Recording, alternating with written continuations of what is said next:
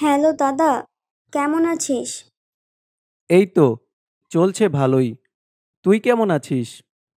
ভালো না দাদা, ঠাকুরদা অনেক অসুস্থ। সন্ধ্যার সময় হঠাৎ হার্ট অ্যাটাক করেছে। সে কি রে, কি বলছিস? এখন কেমন আছেন? একটু ভালো, তবে ডাক্তার বলেছে বিপদ এখনো কাটেনি, যে কোনো সময় খারাপ কিছু হতে পারে। আহা, চুপ কর। এভাবে বলতে নেই। তুই আর মা দুজনে একটু খেয়াল রাখ। দাদা, তুই দেরি করিস না, তাড়াতাড়ি চলে আয়। হ্যাঁ হ্যাঁ, আমি এখনই বের হচ্ছি। কলেজ হোস্টেলের বাইরে বসে বন্ধুদের সাথে আড্ডা দিচ্ছিলাম। তখনই বাড়ি থেকে ছোট বোন নিরুর ফোন। ঠাকুরদা আগে থেকেই একটু অসুস্থ ছিলেন, তার মধ্যে এখন আবার হার্ট অ্যাটাক করেছে। এই মানুষটার জন্য আমার আলাদা একটা মায়া কাজ করে। ছোটবেলা থেকেই আমাকে কোলে পিঠে করে মানুষ করেছে। ছোট বড় যত আবদার ছিল পূরণ করেছে। পড়াশোনার জন্য বাড়ি ছেড়েছি 1 দশক আগে, কিন্তু তার প্রতি ভালোবাসা বিন্দু মাত্রও কমেনি। আমি রাহুল। কলেজের গণ্ডি পেরিয়ে এখন আমি ইউনিভার্সিটিতে পড়ছি। শহর থেকে 200 কিলোমিটার দূরে সুবর্ণপুর আমার গ্রামের বাড়ি। এই শহরে আপন বলতে তেমন কেউ নেই। কলেজ হোস্টেলে কিছু বন্ধুদের সাথে মিলেমিশে থাকি। ব্যাগে কিছু জামাকাপড় গুছিয়ে দ্রুত হোস্টেল থেকে বেরিয়ে আসলাম। হাতে সময় বেশি নেই। ট্রেন মিস করলে আবার ভেঙে ভেঙে যেতে হবে, তাতে সময় অনেক বেশি লাগবে, সাথে কষ্ট তো আছেই। বাইরে বের হতেই ঝিরিঝিরি বৃষ্টি শুরু হয়েছে। বর্ষা এখনো পুরোপুরি না আসলেও বৃষ্টি আসতে ভুল করেনি। একটা রিক্সা নিয়ে স্টেশনের দিকে যেতে লাগলাম। মামা, একটু তাড়াতাড়ি চলুন।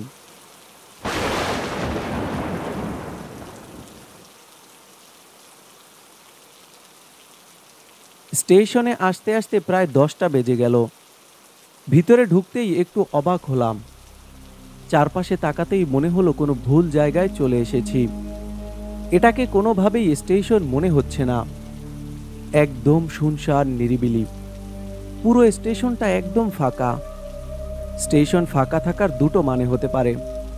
এক, সব ট্রেন চলে গিয়েছে। আর দুই, হয়তো আজ কোনো ট্রেনই নেই। একটু চিন্তায় পড়ে গেলাম। যেভাবেই হোক আজ আমাকে বাড়িতে যেতেই হবে।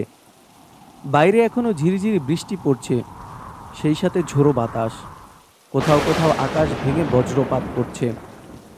চারপাশটা যদিও অন্ধকার, তবে ল্যাম্পপোস্টের আলোতে কিছুটা আলোকিত হয়ে আছে।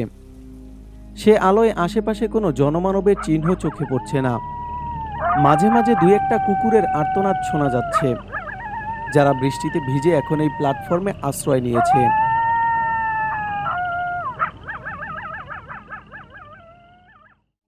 হঠাৎ সামনে তাকাতেই দেখলাম একটা কুচকুচে কালো বিড়াল। কালো লোমশ শরীরের মধ্য থেকে শুধু জ্বলন্ত চোখ দুটোই দেখা যাচ্ছে। ভালো করে তাকিয়ে দেখলাম বিড়ালটি এক দৃষ্টিতে আমার দিকেই তাকিয়ে আছে। মনে হচ্ছে একটা কালো মূর্তি। একটু ঘাবড়ে গেলাম। চোখ দুটো মুছে আবার তাকালাম, কিন্তু সেখানে কিছুই ছিল না। শুনেছি বেশি টেনশন করলে ব্রেইন তার স্বাভাবিক কাজ করতে পারে না। হবে হয়তো তেমন কিছুই। প্যারানর্মাল বিষয়ে আমার তেমন কোনো আগ্রহ নেই। ছোটবেলা থেকেই এই বিষয়টা আমি মনে প্রাণে অবিশ্বাস করি। ভূত প্রেত বলতে কিছু হয় না, যা হয় তা হলো মনের ভয়। তবে অদূর ভবিষ্যতে আমার এ ধারণা ভুল প্রমাণিত হতেও পারে। এসব ভাবতে ভাবতে স্টেশন মাস্টারের রুমের সামনে চলে আসলাম। জানালা দিয়ে তাকিয়ে দেখলাম লোকটি বসে বসে পান চিবুচ্ছে। ঠোঁটের দুপাশ দিয়ে পানের লাল পিক গড়িয়ে পড়ছে। গায়ে ইউনিফর্ম আর পরনে ঢোলা প্যান্ট। মাথায় চুল বেশি নেই, যাও আছে তার বেশিরভাগই সাদা হয়ে গেছে। দেখে মধ্যবয়স্ক মনে হলেও ভালোই বয়স হয়েছে। বলছি দাদা, আজ আর কোনো ট্রেন নেই? আজ্ঞে হ্যাঁ, আছে তো। কোথায় যাবেন আপনি? যাব সুবর্ণপুর। ওই হরিপাড়া স্টেশনে নামলেই হবে। আরে বাবু, আর কিছুক্ষণ আগে আসলেই তো 9টার ট্রেন পেয়ে যেতেন। তবে আপনার হাতে যদি পর্যাপ্ত সময় থাকে তাহলে অপেক্ষা করতে পারেন। 11টায় একটা লাস্ট ট্রেন আছে, যেটা ওই হরিপুর স্টেশন ধরেই যাবে। আপনি কি লাস্ট ট্রেনে যাবেন? মনে মনে বললাম, বলে কি হাদারাম, ট্রেন আছে এই তো বেশি, লাস্ট আর ফার্স্ট দিয়ে কি করব? হ্যাঁ দাদা, আমি লাস্ট ট্রেনেই যাব। ঠিক আছে, এইদিকে ওয়েটিং রুমে গিয়ে অপেক্ষা করুন। 30 মিনিটের মধ্যেই ট্রেন চলে আসবে। তবে একটু সাবধান থাকবেন, লাস্ট ট্রেনের যাত্রা খুব বেশি ভালো হয় না কিন্তু। লোকটির কথা না শোনার ভান করে ওয়েটিং রুমের দিকে এগিয়ে গেলাম। অন্য সময় ওয়েটিং রুমে ঢুকে দাঁড়ানোর মতো জায়গা থাকে না, বসতে পারা তো বিলাসিতা। কিন্তু আজ ওয়েটিং রুমে কেউ নেই, একদম ফাঁকা। পুরো স্টেশন যেখানে ফাঁকা, সেখানে ওয়েটিং রুম ফাঁকা থাকবে এটাই স্বাভাবিক। ভিতরে ঢুকে একটা সোফায় বসলাম। বাইরে তাকিয়ে দেখলাম বৃষ্টির তীব্রতা আরো বাড়তে লাগলো, সাথে ঠান্ডা হিমেল বাতাস। ঠান্ডা বাতাসের পরশে মনটা জুড়িয়ে যাচ্ছে, ভয় হচ্ছে, না জানি আবার ঘুমিয়ে পড়ি এই শীতল বাতাসে। পৃথিবীতে অপেক্ষা করা সব থেকে কষ্টের কাজ। মনে হচ্ছে এখানে বসে আছি ঘন্টার পর ঘন্টা, কিন্তু দেয়াল ঘড়ির দিকে তাকিয়ে দেখলাম মাত্র 10টা 40 বাজে। এখনো 20 মিনিট অপেক্ষা করতে হবে, যা আমার কাছে 20 বছরের সমান।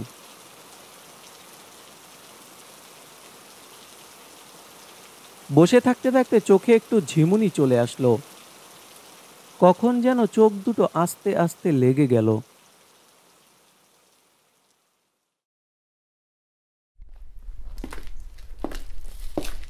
হঠাৎ কারো জুতার শব্দ পেলাম, মনে হচ্ছে কেউ এদিকেই আসছে। চোখ মেলে দরজার দিকে তাকিয়ে আছি, যদি কেউ এই রুমে আসে দেখার জন্য। আস্তে আস্তে জুতার শব্দটা আরো বাড়তে লাগলো। দেখলাম একটা অপরিচিত লোক, পুরো শরীরে চাদর পেঁচানো, আস্তে আস্তে হেঁটে দরজার সামনে দিয়ে এক দিক থেকে অন্য দিকে চলে গেল। বেশি কিছু না ভেবে সোফায় হেলান দিয়ে বসে রইলাম। ঠিক 10 সেকেন্ড পরে আবারও সেই জুতার শব্দ। চোখ বড় করে দরজার দিকে তাকিয়ে রইলাম। দেখলাম আবারও সেই লোকটি এক পাশ থেকে অন্য পাশে চলে গেল। এইবার একটু ভয় পেলাম। না না, ভূত প্রেতের ভয় না, চোর ডাকাতের ভয়। শুনেছি আজকাল স্টেশনে অনেক চুরি ডাকাতি হয়। গত বছর এই স্টেশনেই তো একজনের খুন হয়ে গেল চোরের হাতে। আমার কাছে তেমন কিছু নেই, তবে যদি চোর ডাকাত হয় তাহলে চাওয়ার আগেই সব দিয়ে দেব। এইসব সামান্য জিনিসের থেকে আমার জীবনের মূল্য অনেক বেশি। নিজের ভয়টা একটু কমানোর জন্য ব্যাগ থেকে রবীন্দ্রনাথের একটা কিশোর উপন্যাস বের করে পড়তে লাগলাম।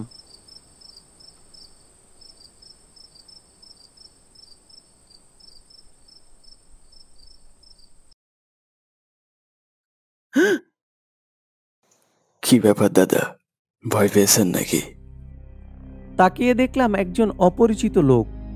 আগে কখনো এই স্টেশনে দেখেছি বলে মনে হচ্ছে না। পুরো শরীরে কালো চাদর পেঁচিয়ে আমার সামনে দাঁড়িয়ে আছে। ভালো করে তাকিয়ে দেখলাম এই তো সেই লোক যে এতক্ষণ বাইরে হাঁটাহাঁটি করছিল।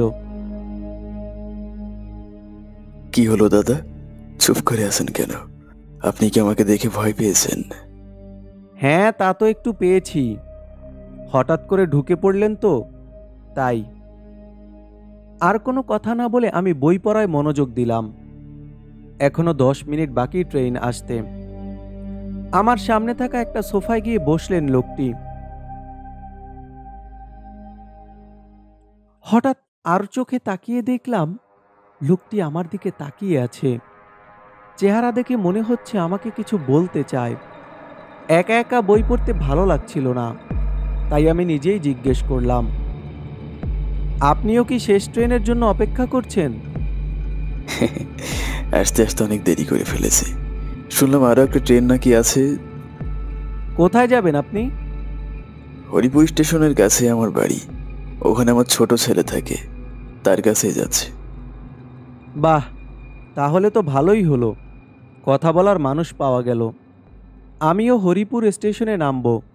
সেখান থেকে 20 মিনিট হাঁটলেই আমার গ্রাম, সুবর্ণপুর। তা বেশ বেশ। সুবর্ণপুরের চ্যাটার্জি মশাইকে চেনেন নিশ্চয়? হ্যাঁ, চিনি তো। ওনাকে পুরো গ্রামের মানুষ এক নামে চেনে। আমাদের ওখানকার হাই স্কুলের মাস্টার। হ্যাঁ, বড় ভালো মানুষ ছিলেন। আমি যখন ওই গ্রামে প্রথম চাকরিতে জয়েন করি, তখন তিনি আমার থাকার ব্যবস্থা করেছিলেন। আমার পুরো জীবনে ওনার মতো ভালো মানুষ আমি একটাও দেখিনি। আপনি আমাদের গ্রামে চাকরি করতেন? সে আরো 7 বছর আগের কথা তো হবেই। তারপর ওখান থেকে শহরে বদলি হলো, কিন্তু এখনো বড্ড মনে পড়ে গ্রামটাকে।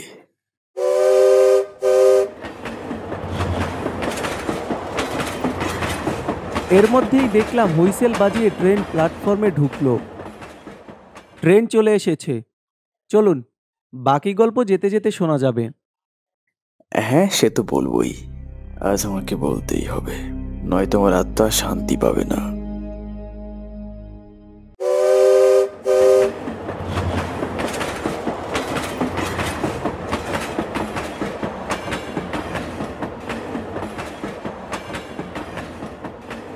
দুজনে একই বগিতে উঠে বসলাম। পুরো বগি একদম খালি। স্টেশনে যেহেতু কোনো মানুষ নেই, তাই আর কেউ উঠল না। মুখোমুখি বসে দুজনে নানান বিষয়ে কথা বলতে লাগলাম। কথার এক পর্যায়ে তাকিয়ে দেখলাম লোকটির চেহারা কেমন যেন ফ্যাকাশে হয়ে গেছে। চোখ দুটো মলিনভাবে চেয়ে আছে আমার দিকে। একটু আগেও তো কত হাসি খুশি ছিল, হঠাৎ কি এমন হলো লোকটির? মনের মধ্যে নানান কথা উকি দিতে লাগলো।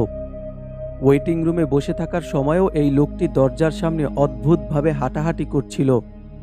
সে কি আমাকে ফলো করছে, নাকি আসলেই সে চোর ডাকাত? আমাকে আবার মেরে ফেলবে না তো? এসব ভাবতেই ভয়ে শরীরটা ঘামতে শুরু করলো। যাই হোক, তাকে কোনোভাবেই বুঝতে দেওয়া যাবে না যে আমি তাকে ভয় পাচ্ছি। কিছুক্ষণ চুপ করে বসে রইলাম। হঠাৎ একটা তীব্র লাশ পচা গন্ধে আমার বমি চলে আসলো। এমন তীব্র দুর্গন্ধ আমি জীবনেও পাইনি। ট্রেনের মধ্যে লাশ পচা গন্ধ আসবে কোথা থেকে? কি হচ্ছে কিছুই বুঝতে পারছি না। হঠাৎ আমার ভাবনায় ছেদ ঘটিয়ে লোকটি বলল, আপনাকে কিছু কথা বলতে চাই, সেই সন্ধ্যা থেকে অপেক্ষা করছি আপনার জন্য। এ কথা শুনেই প্রচণ্ড ভয় পেলাম। আমার জন্য অপেক্ষা করছে মানে? সে কি জানতো আজ আমি আসব? হয়তো বড় কোনো বিপদ অপেক্ষা করছে আমার জন্য। আপনি আপনি কি আমাকে মেরে ফেলবেন?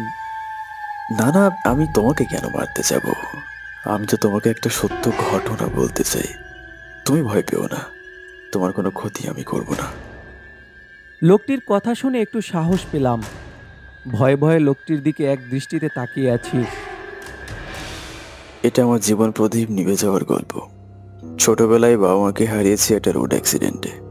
এরপর গ্রামের মানুষের সহযোগিতায় নিজের প্রচেষ্টায় অনেক কষ্টে পড়ালেখা শেষ করি। পড়ালেখা শেষ করে একটা সরকারি চাকরিতে জয়েন করি। চাকরি পেতে দেরি, কিন্তু মেয়ে পক্ষ বিয়ের প্রস্তাব আনতে দেরি করেনি। এটাই বোধহয় সরকারি চাকরির পাওয়ার। ঘটা করে বিয়ে করলাম, থাকার জন্য সরকারিভাবে একটা ঘরও পেলাম। সারাদিনের অফিস শেষে বাজার করা, হাতে হাতে রান্না করা, একজন অন্যজনকে খাইয়ে দেয়া, এক বালিশে ঘুমানো, বলতে গেলে ভালোবাসায় পূর্ণ ছিল আমাদের সংসার জীবন। 1 বছর পর আমাদের ঘর আলোকিত করে একটা ফুটফুটে ছেলে সন্তান আসলো। সুখের সাগরে ভাসতে লাগলাম দুজনে। দেখতে দেখতে ছেলেটাও বড় হয়ে গেল, কিন্তু এত সুখ বেশি দিন রইল না। একদিন রাতে খাওয়া শেষ করে শুয়ে পড়লাম। কিছুক্ষণ গল্প করার পর দুজনেই ঘুমিয়ে পড়লাম।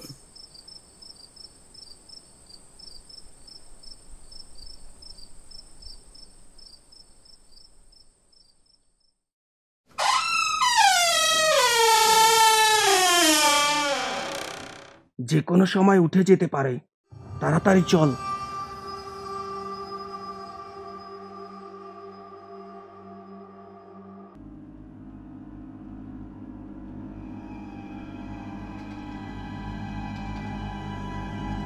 কে কে ওখানে?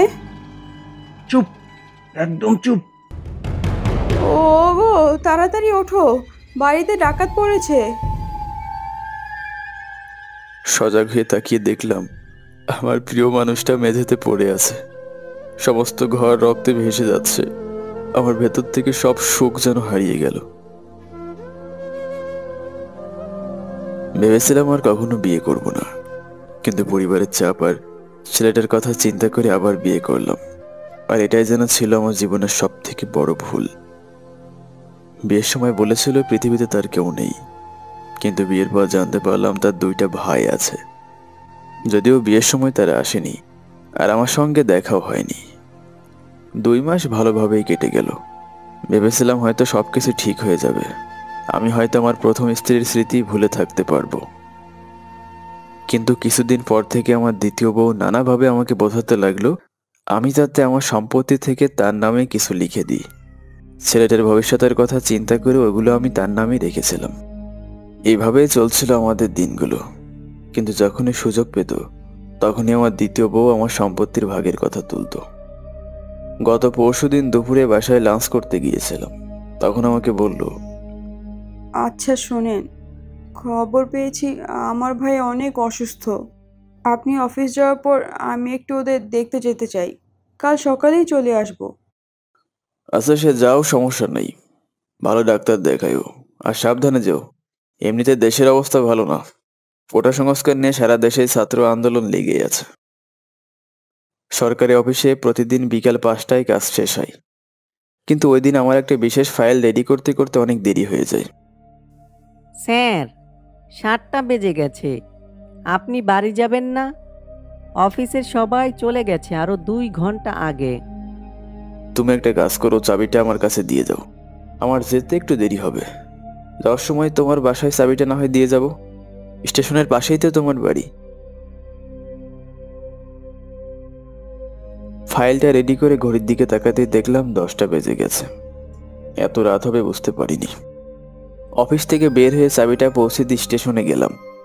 ততক্ষণে আমার রেগুলার ট্রেন চলে গিয়েছে। আজকের মতো সেদিনও লাস্ট ট্রেন ছিল, যেটা রাত 11টায় ছেড়ে যাবে। চারপাশে তাকাতে দেখলাম একদম ঘুটঘুটে অন্ধকার, পুরো স্টেশনটাই ফাঁকা। আকাশের দিকে তাকাতেই দেখলাম সেখানে কালো মেঘের সারি দল বেঁধে ঘুরে বেড়াচ্ছে।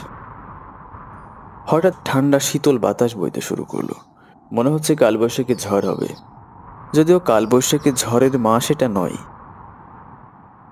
একটু পরে শুরু হলো তুমুল বৃষ্টি, সেই সাথে বজ্রপাত। বৃষ্টি আর বাতাসের শস্য শব্দে কিছুই শোনা যাচ্ছে না। কিছুক্ষণ অপেক্ষা করার পর ট্রেন চলে আসলো।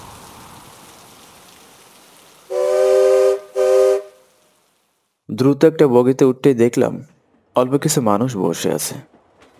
হঠাৎ তাকিয়ে দেখলাম 2জন লোক আমাকে দেখে মাস্ক দিয়ে তাদের মুখ ঢেকে ফেললো। কেমন যেন অস্থির অস্থির ভাব ফুটে উঠলো তাদের মুখে।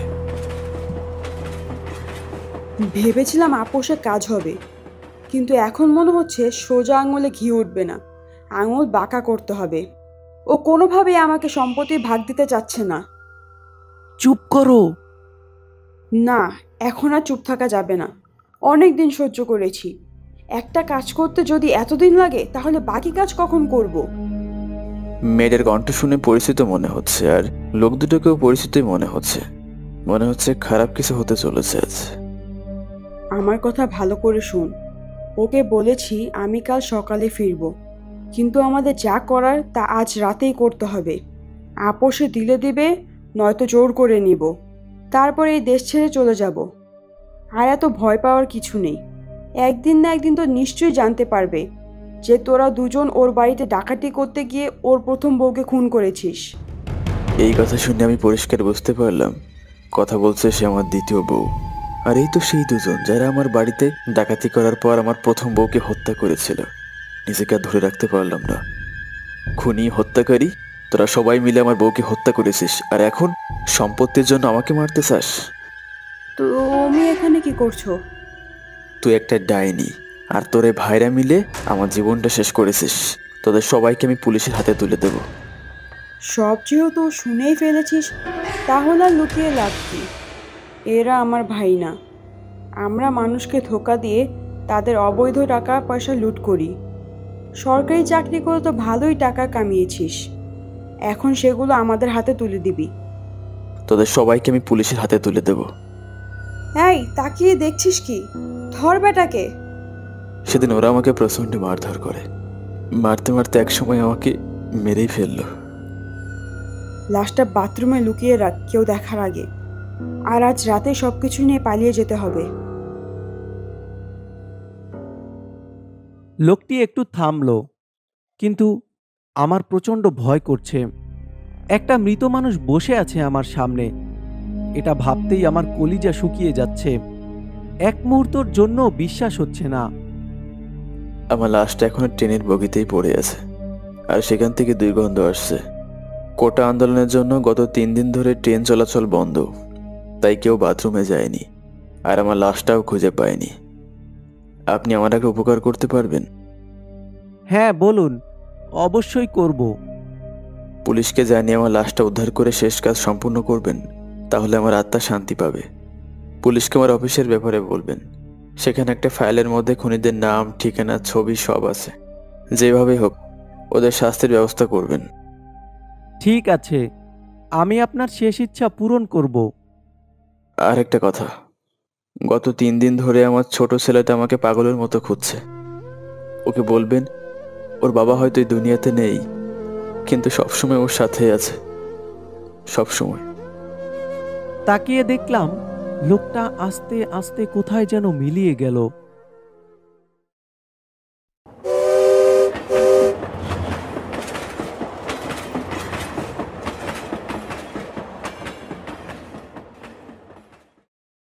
স্টেশনে নামতেই সবকিছু পুলিশকে খুলে বললাম।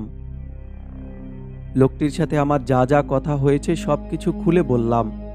প্রথমে বিশ্বাস না করলেও বন্ধ বাথরুম থেকে পচা লাশ পাওয়ার পর সবাই বিশ্বাস করল। এরপর বাকি সব তথ্য আমি পুলিশকে দিয়ে দিলাম। বাড়িতে গিয়ে জানতে পারলাম আমার ঠাকুরমশাইও মারা গেছে।